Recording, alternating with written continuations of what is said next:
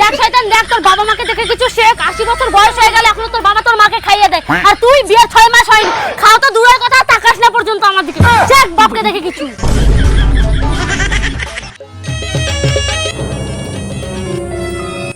দেখ শয়তান দেখ, তোর বাবাকে দেখে কিছু শেখ। 80 বছর বয়স হয়ে গেল, তোর মায়ের সঙ্গে কেমন কাপড় গুছিয়ে দিচ্ছে, আর তুই আমার কাপড় যদি পরেও থাকে তুই তো দূরের কথা, ঘুরে তাকাস না পর্যন্ত।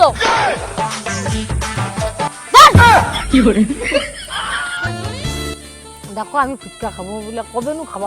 আচ্ছা কালকে তোকে পরে টাকা পাবো, ঘুরতে যাই আসি দোকানে। এই যে আমি কাজে যাইনি। আজকে যেও না।